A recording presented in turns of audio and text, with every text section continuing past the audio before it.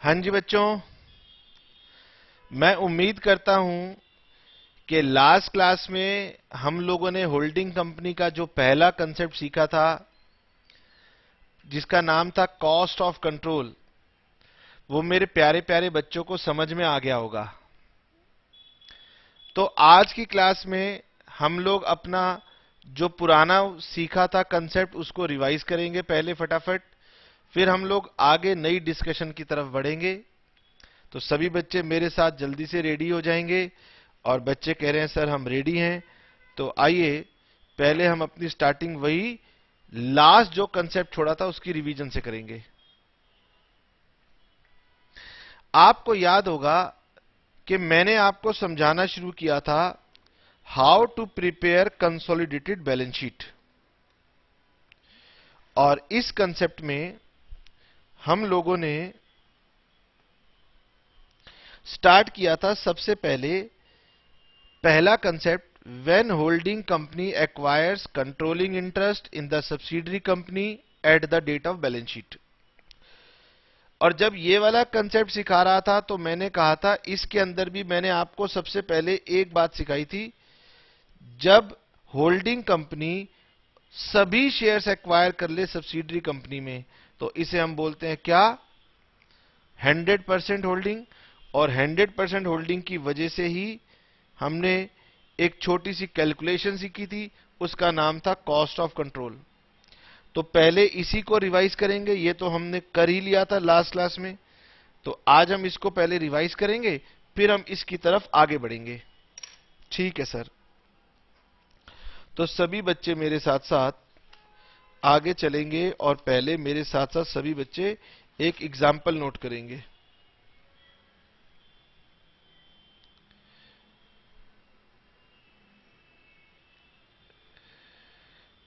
Example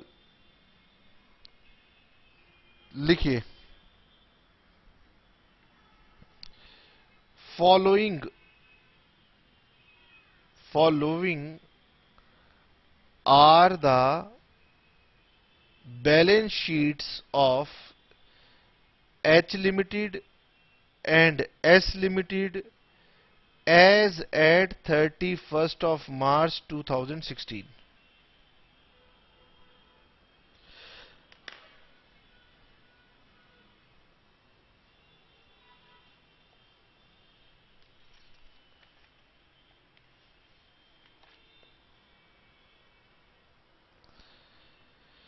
दो column बन गए, एक H के लिए और एक S के लिए।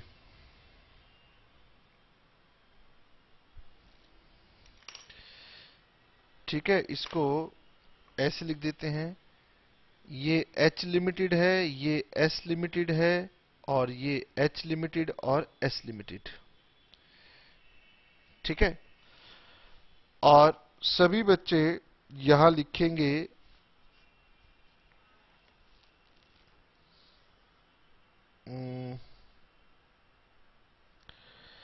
Share capital.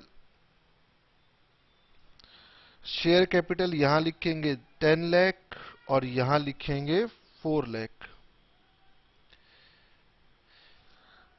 यहां लिखेंगे रिजर्व।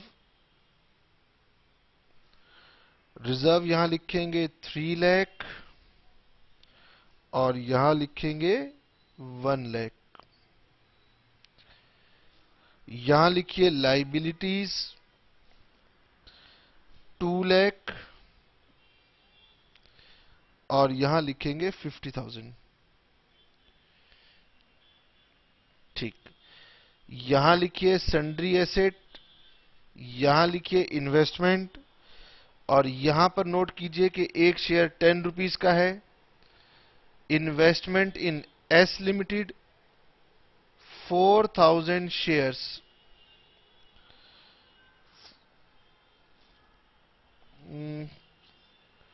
इसको कर लीजिए 100 रुपीज। तो 4,000 shares in S limited at 31st March 2016। ठीक है। और ये वाली वैल्यू लिख लीजिए 5,20,000 और ये वाली वैल्यू लिख लीजिए 6,80,000 और यहां लिख लीजिए सन्ड्री एसेट्स 5,50,000। लीजिए बेटे, ये मैंने आपके लिए एग्जाम्पल ड्राफ्ट किया।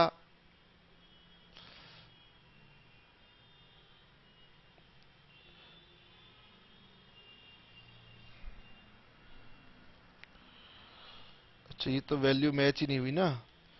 इसको कर लीजिए आप लोग 9,80,000। 9,80,000 प्लस 5,20,000, ये ठीक है 15 लाख।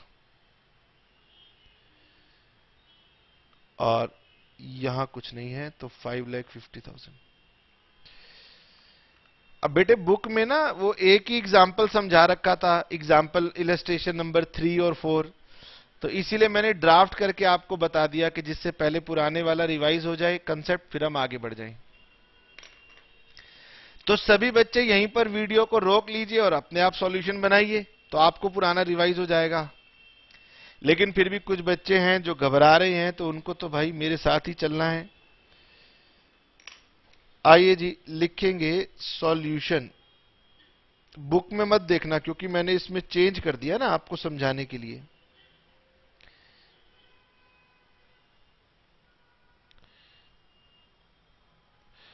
लीजिए, मैं नए बैलेंस शीट के फॉर्मेट के हिसाब से आपके साथ काम कर लेता हूं ना। इसमें क्या है,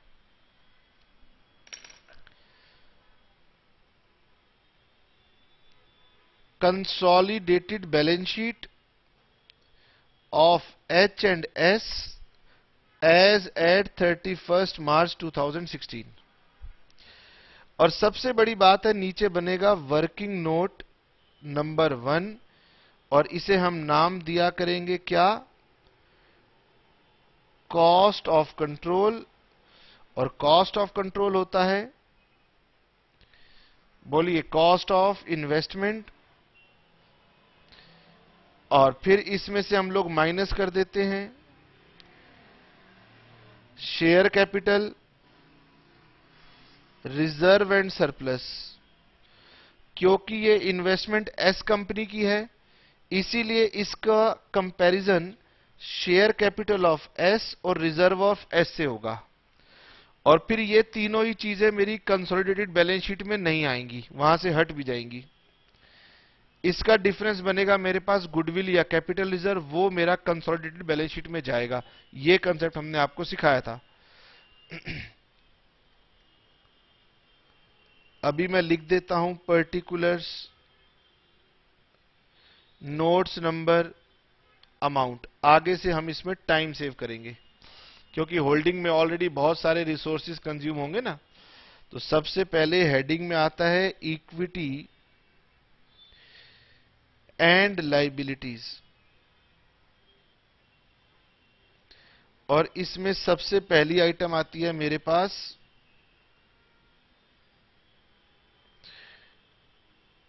शेयर होल्डर्स फंड्स, और इसमें सबसे पहली हमारे पास हेडिंग आएगी शेयर कैपिटल।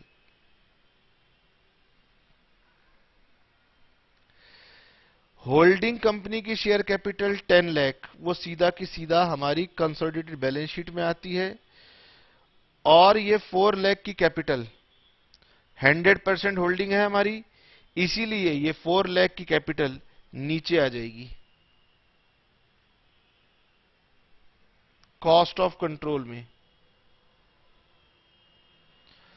ठीक है, रिजर्व, होल्डिंग के 3 लाख के रिजर्व यहां पे आएंगे,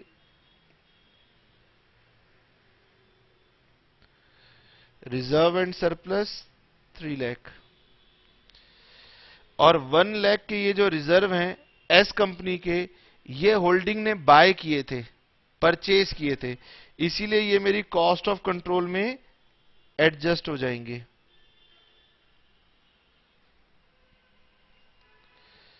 उसके बाद ये लाइबिलिटी 2,50,000, ये दिया नहीं है तो इसे मैं करंट लाइबिलिटी ले लेता हूं। तो इसका मतलब मैं यहां पर दूसरी हेड लिख देता हूं, सिर्फ और सिर्फ करंट लाइबिलिटी, बीच में एक लाइन छोड़ दिया, करंट लाइबिलिटी। तो ये आ गया मेरा 2,50,000। ये मेरी लायबिलिटी साइड कंप्लीट। यहां पर लिखूंगा एसेट्स, और एसेट्स में सबसे पहले लिखूंगा फिक्स्ड एसेट्स। फिक्स्ड एसेट्स में लिखूंगा टेंजिबल, लिखूंगा इनटेंजिबल, और तो कुछ मेरे पास है नहीं, तो इन दोनों को हमने ऐड कर दिया। ये हो गया 15,30,000। हाँ, अपना थोड़ा सा कैलकुलेशन अगर आप फास्ट करो तो बहुत अच्छी बात होगी। 15,30,000, और ये कॉस्ट ऑफ इन्वेस्टमेंट जो था 520, ये हमारा कॉस्ट ऑफ इन्वेस्टमेंट में चला गया।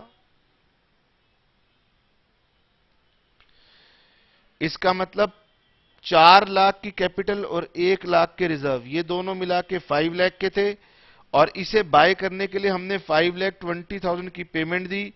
तो हमने जो एक्स्ट्रा पेमेंट दी 20,000, वो लॉस नहीं बनेगा, वो कहलाएगा गुडविल, और इस गुडविल को हम बैलेंस शीट में दिखा देंगे। ये हमारी गुडविल आ गई 20,000। उसके बाद हम इसका टोटल करके चेक कर लेंगे कि क्या ये टोटल मैच कर रहा है। सर ये बिल्कुल मैच कर रहा है। इसका मतलब पहला कंसेप्ट हमने समझ लिया।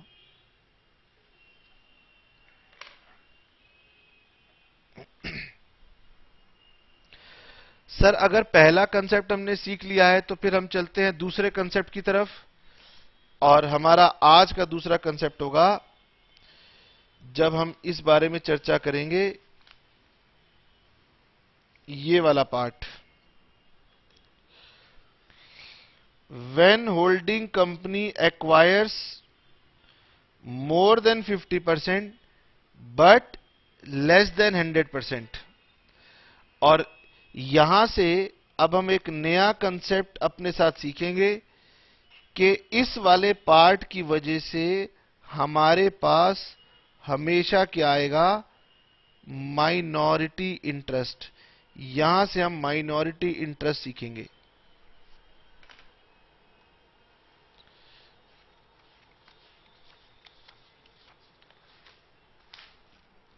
और सभी बच्चे मेरे साथ डालेंगे heading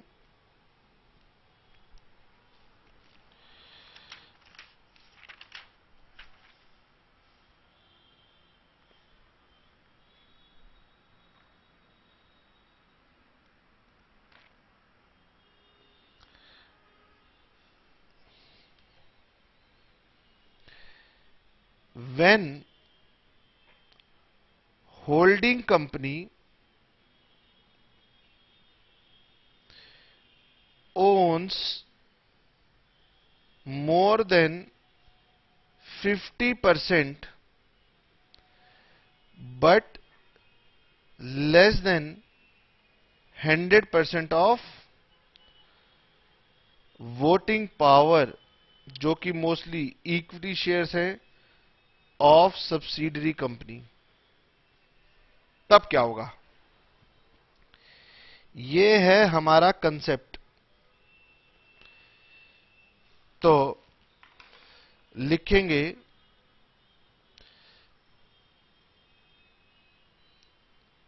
part of the share capital and reserve of subsidiary company which is not owned by the holding company is known as minority interest। ये आज की क्लास में हम नई बात आपको समझाएंगे कि सब्सिडरी कंपनी का वो हिस्सा जो होल्डिंग कंपनी ने खरीद नहीं रखा है, उस हिस्से का नाम हो जाएगा क्या, माइनॉरिटी इंटरेस्ट। ठीक है सर। अब इससे क्या समझ में आया, तो इससे हमें यह समझ में आया बेटे कि जो शेयर कैपिटल और रिजर्व हैं किसके, सब्सिडरी कंपनी के,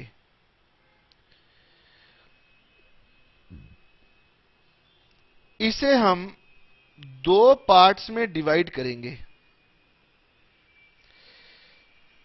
ठीक है, पहले हम इसे दो पार्ट में डिवाइड नहीं करते थे क्योंकि सभी का मालिक होल्डिंग कंपनी था।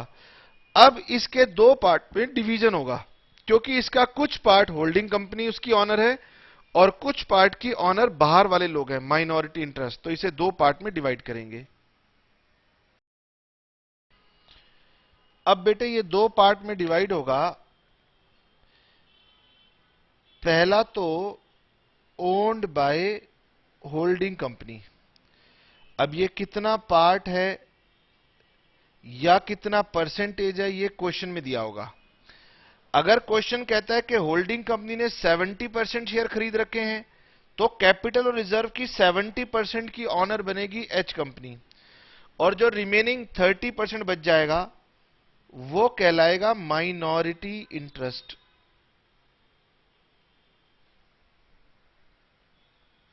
ठीक है, यानी शेयर कैपिटल और रिजर्व केवल होल्डिंग को उतना ही मिलेगा जितने की वो ऑनर है और फिर इसका हम कंपैरिजन करेंगे जो कॉस्ट ऑफ इन्वेस्टमेंट थी उसके साथ, क्योंकि जितना परसेंट आपने इन्वेस्ट किया है उतने ही परसेंट के आप ऑनर हो। ये हम कंपेयर करेंगे और ये अब हमारा बन जाएगा कॉस्ट ऑफ कंट्रोल और साथ में हमारी एक नई चीज आ जाएगी माइनॉरिटी इंटरेस्ट। तो माइनॉरिटी इंटरेस्ट वो part of share capital and reserve of subsidiary company होगा which is not owned by holding company, या आप इसे यूं कह सकते हैं which is owned by outsiders. और ये आपकी कंसोलिडेटेड बैलेंस शीट की लायबिलिटी साइड पर आएगा और हमारे शेड्यूल 3 में इसके लिए कोई जगह नहीं दी गई है, लेकिन हम इसे शेयर होल्डर्स फंड के बाद नीचे दिखाते हैं, शेयर होल्डर फंड के नीचे दिखाते हैं। हाँ, तो पिछली वाली क्लास में मैंने बैलेंस शीट में फॉर्मेट में आपको बना के दिखाया भी था कि हम इसे कहां दिखाते हैं। ये देखिए इसकी जगह कहां है। शेड्यूल 3 ने तो कोई जगह दी नहीं, तो हम इसे क्या करते हैं, हम इसे अपनी बैलेंस शीट में शेयर होल्डर्स फंड के बाद दूसरी आइटम में हम इसे शो कर देते हैं, यानी नॉन करंट लायबिलिटीज के ऊपर और शेयर होल्डर्स फंड के नीचे। चलिए जी, ये बात आपको समझ में आई। ठीक है सर, अब हम इसे करके दिखाते हैं। अब आप यूं समझ सकते हैं, इसे और ज्यादा बेहतर अंडरस्टैंडिंग के लिए अब आप समझ सकते हैं कि हम लोग क्या किया करेंगे। इसका नाम रखा करेंगे कॉस्ट ऑफ कंट्रोल और इसका नाम रखा करेंगे माइनॉरिटी इंटरेस्ट। और कॉस्ट ऑफ कंट्रोल में वही आएगा कॉस्ट ऑफ इन्वेस्टमेंट। अब यहां पर इसमें से जब हम माइनस किया करेंगे तो share capital of subsidiary company उतनी ही माइनस करेंगे जितना हेल्ड बाय एच कंपनी होगा। बाकी की जो शेयर कैपिटल है वो माइनॉरिटी को दी जाएगी। तो share capital of subsidiary company held by outsiders. इसी तरह से रिजर्व ऑफ सब्सिडरी कंपनी भी यहां पर उतने ही लेंगे जितना हेल्ड बाय होल्डिंग कंपनी होगा। और यहां पर reserves of subsidiary company held by outsiders. तो ये टोटल आपका माइनॉरिटी इंटरेस्ट बैलेंस शीट में जाएगा और ये आपका गुडविल या कैपिटल रिजर्व में जाएगा।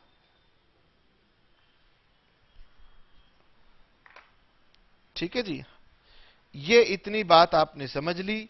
यस सर, हमने ये बात समझ ली। आइए हम इस बात के ऊपर कोई क्वेश्चन करते हैं।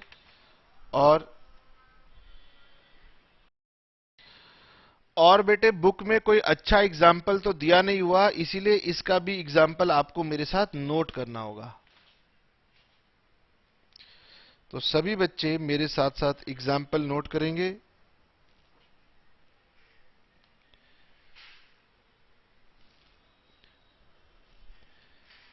फॉलोइंग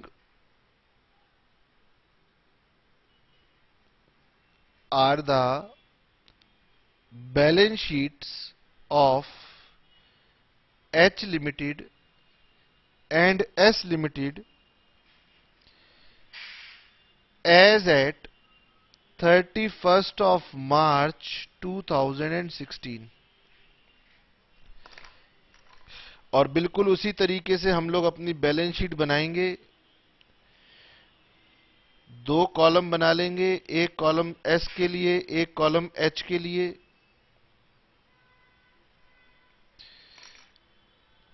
ये हो गया हमारे पास एच लिमिटेड, एस लिमिटेड,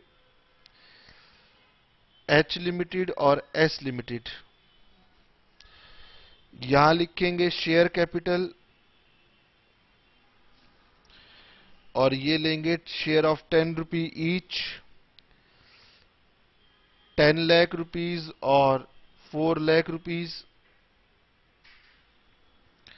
उसके बाद रिजर्व 3 लाख, 1 लाख और लाइबिलिटीज। और लाइबिलिटीज हम लोग करंट लाइबिलिटी ले लेते हैं। करंट लाइबिलिटी 2 लाख और 40,000।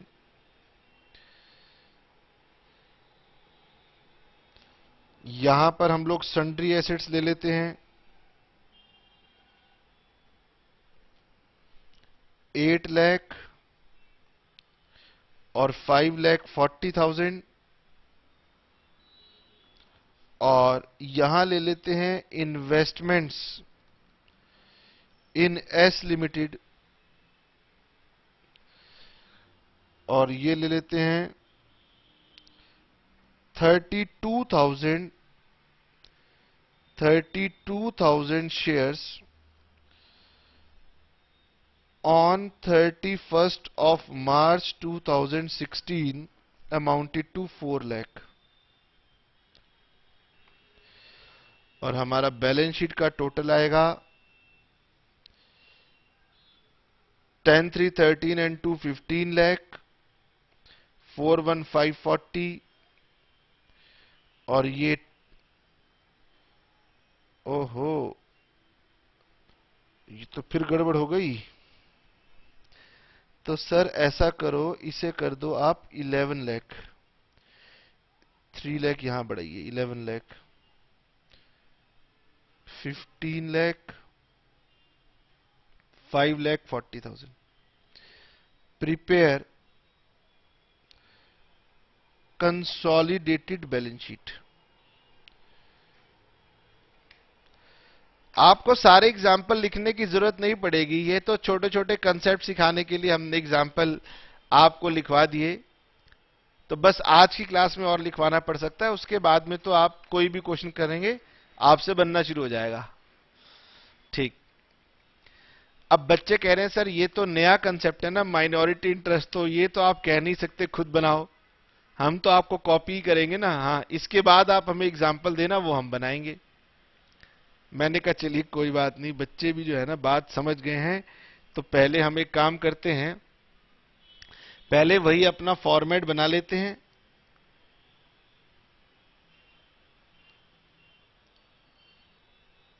ये लीजिए बेटे, ये हमने फॉर्मेट ड्रॉ कर लिया। बैलेंस शीट का छोटा सा ही फॉर्मेट बनेगा और नीचे हमारे दोनों वर्किंग नोट्स भी बन जाएंगे। एक का नाम होगा कॉस्ट ऑफ कंट्रोल और दूसरे का नाम होगा माइनॉरिटी इंटरेस्ट, क्योंकि अब से तो दो हमारे पास वर्किंग नोट बनेंगे ना। तो सभी बच्चे मेरे साथ साथ काम करना शुरू करेंगे। यहां लिखेंगे कंसोलिडेटेड बैलेंस शीट,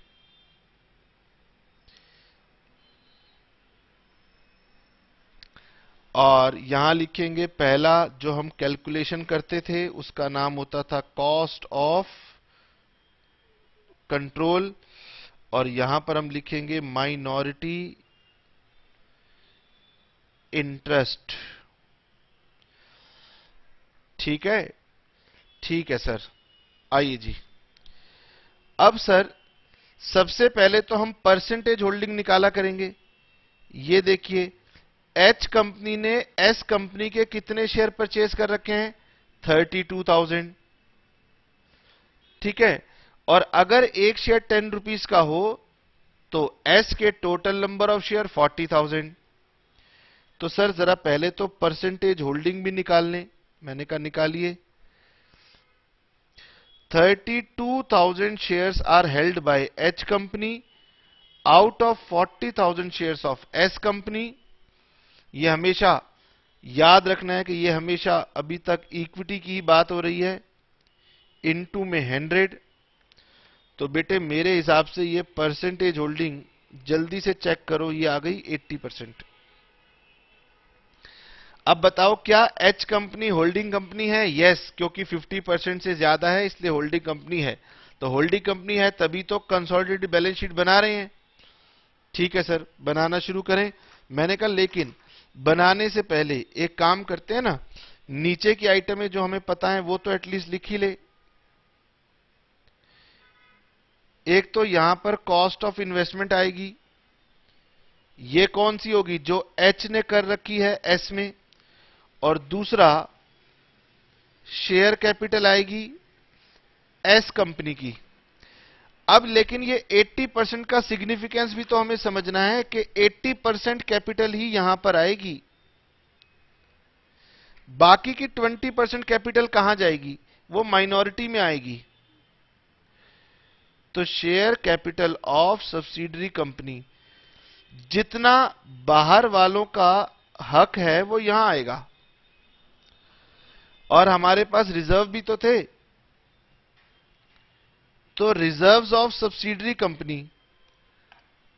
अब बताओ, क्योंकि आप 80% कंट्रोल करते हो इसीलिए रिजर्व भी यहां पर कितने आएंगे? 80% आएंगे, और बाकी के 20% रिजर्व यहां आ जाएंगे।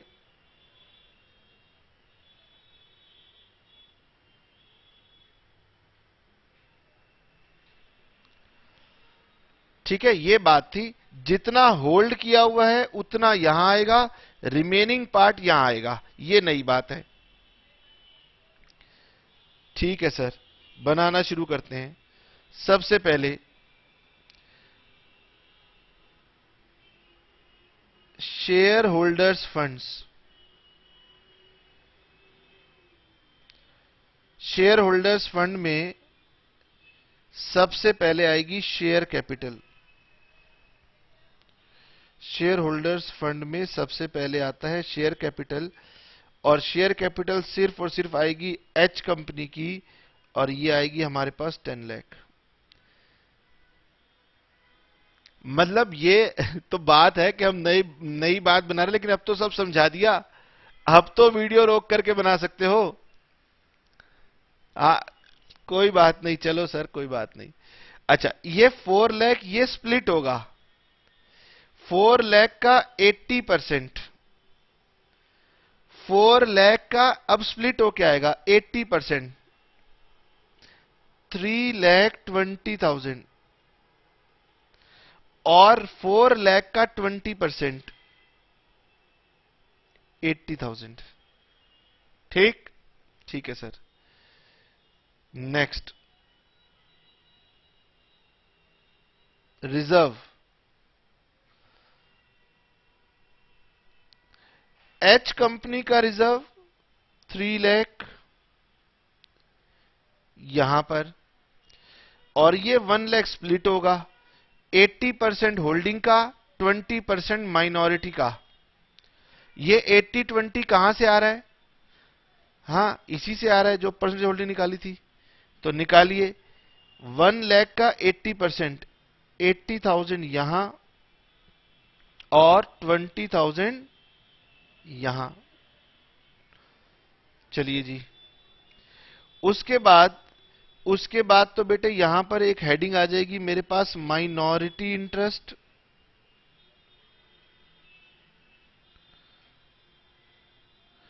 और उसके बाद मैं हेडिंग डालूंगा अपने पास तीसरी, करंट लायबिलिटी। आप कोई भी चीज अगर छोड़ेंगे नहीं ना, तो फिर आपका कोई भी क्वेश्चन अराइज नहीं होता कि आपकी कंसोलिडेटेड बैलेंस शीट मिले नहीं, बिल्कुल मैच करेगी। ये देखिए मैंने ये सारी आइटम ले ली। हाँ, अभी तो क्वेश्चन भी बहुत सिंपल है। 11 लाख प्लस 540, यहां पर लिखेंगे एसेट्स, एसेट्स में लिखेंगे फिक्स्ड एसेट्स, और फिक्स्ड एसेट्स में टेंजिबल, इनटेंजिबल। तो टेंजिबल वाले तो हो गए 11 लाख प्लस 5,40,000, तो ये बन गया 16,40,000। ठीक है। और ये जो आपने कॉस्ट ऑफ इन्वेस्टमेंट थी 4 लाख, ये यहां आ गई।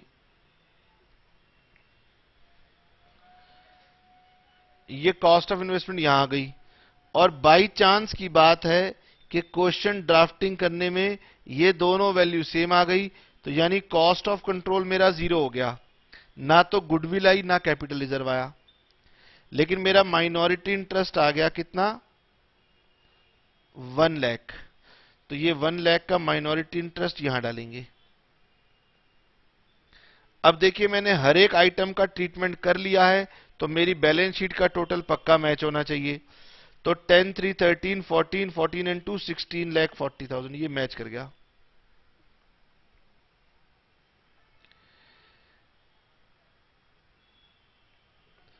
अब मेरे इस क्वेश्चन में अगर गुडविल या कैपिटल रिजर्व नहीं आई तो कोई बात नहीं, आप गुडविल या कैपिटल रिजर्व तो निकालनी जानते ही हैं। ठीक है। अब मैं आपको फिर से एक एग्जांपल लिखवाता हूं और फिर उस एग्जांपल को आप बनाइएगा।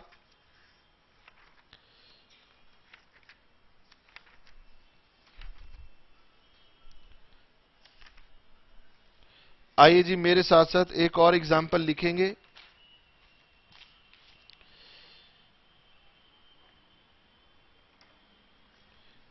एग्जाम्पल,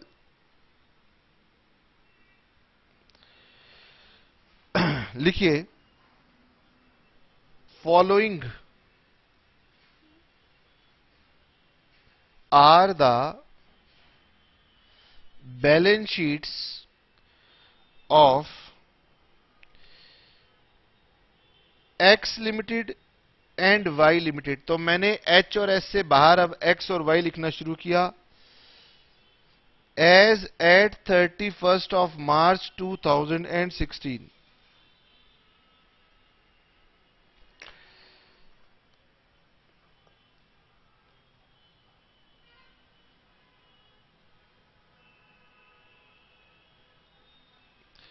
जल्दी जल्दी मेरे साथ साथ ड्रॉ करेंगे और फिर इस क्वेश्चन को, वीडियो को रोक करके आप ही लोगों ने बनाना है।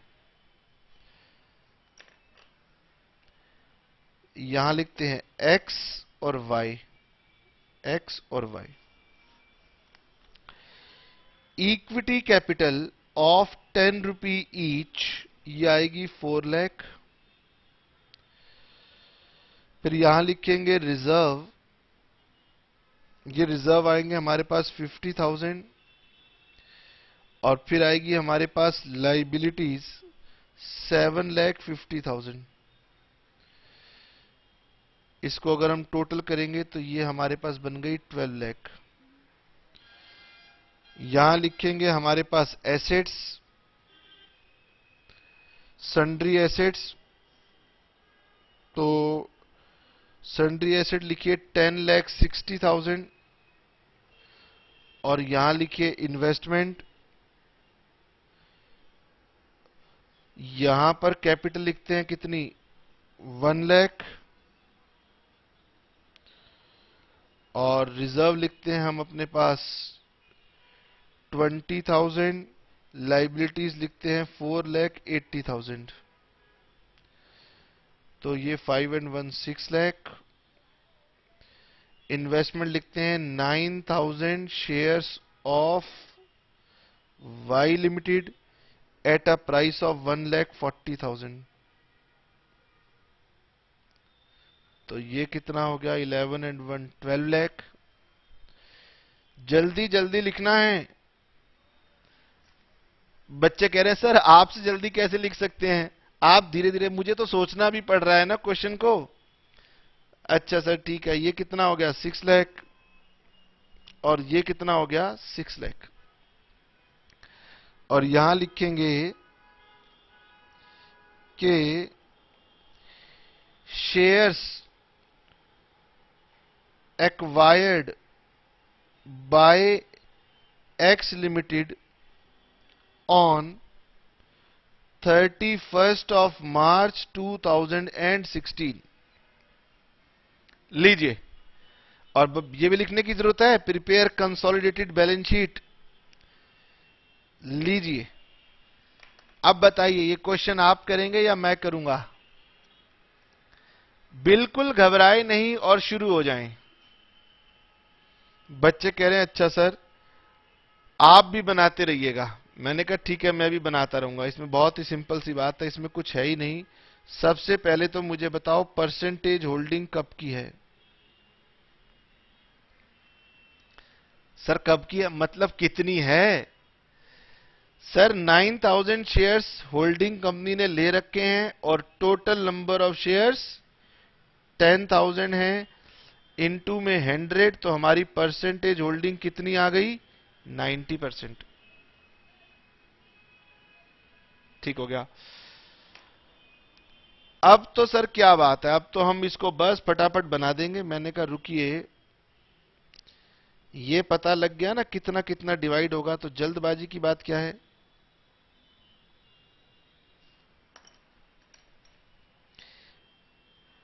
यहां लिखिए कंसोलिडेटेड बैलेंस शीट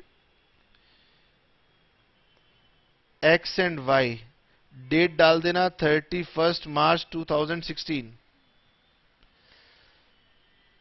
ठीक है, और नीचे पहले हम लोग अपने वर्किंग नोट को भी बना लेते हैं ना।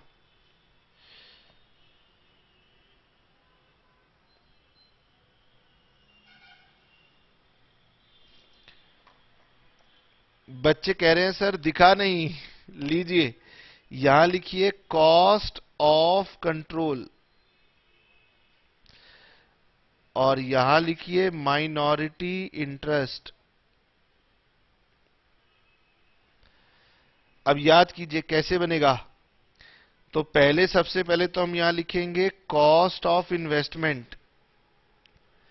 जरा जल्दी से ऊपर से देखकर बताइए कितनी है, 1,40,000। अच्छा, उसके बाद share capital of Y limited. तो बेटे शेयर कैपिटल ऑफ वाई थी 1 लाख, लेकिन आप ऑनर थे 90%, तो ये हो गया 90,000। और यहां आएगी share capital of Y limited, जो कि आउटसाइडर्स का इंटरेस्ट है, वो है 10%। तो 1 लाख में 10%, 10,000। उसके बाद sir reserve of Y limited. तो रिजर्व ऑफ वाई लिमिटेड है 20,000। इसमें आपका इंटरेस्ट बनेगा 90%, तो ये कितना हुआ 18,000। यहां लिखेंगे रिजर्व ऑफ वाई लिमिटेड 20,000 में 10%, ये हो गया 2,000। अब इन दोनों को कंपेयर कर लेंगे। तो सर ये हुआ दोनों का टोटल 1,08,000। जब इसमें से कॉस्ट ऑफ इन्वेस्टमेंट में से 1,08,000 माइनस करूंगा, तो मेरे पास 32,000 की गुडविल आ जाएगी, और यहां पर माइनॉरिटी इंटरेस्ट आएगा कितना, 12,000। ठीक है, अब बैलेंस शीट बनानी है। आइए जी बैलेंस शीट बनाते हैं। अब मुझे यह दिखाई दे रहा है कि इसका ट्रीटमेंट हो गया, इसका ट्रीटमेंट हो गया और इसका ट्रीटमेंट हो गया। इन तीन चीजों का ट्रीटमेंट हो गया। अब इन सारी आइटम्स को क्लब करने की बारी शुरू। तो सबसे पहले share holders funds. Share holders fund में सिर्फ होल्डिंग कंपनी की कैपिटल आती है 4 लाख रुपए। ठीक, उसके बाद में ये तो शेयर कैपिटल था ना, उसके बाद में रिजर्व एंड सरप्लस, ये आएगा 50,000। उसके बाद में माइनॉरिटी इंटरेस्ट,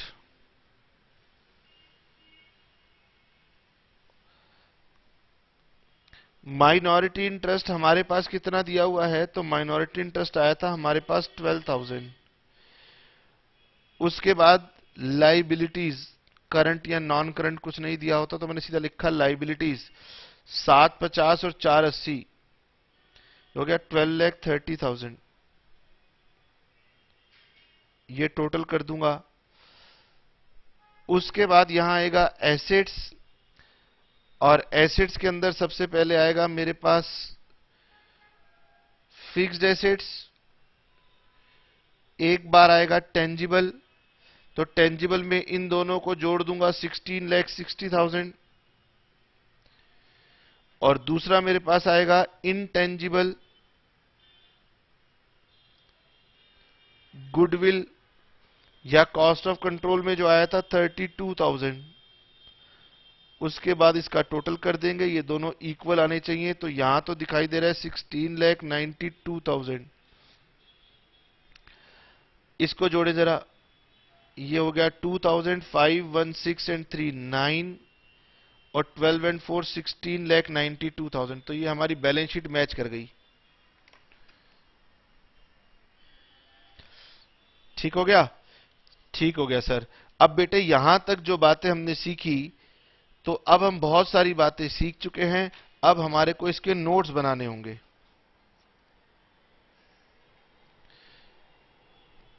तो how to prepare consolidated balance sheet.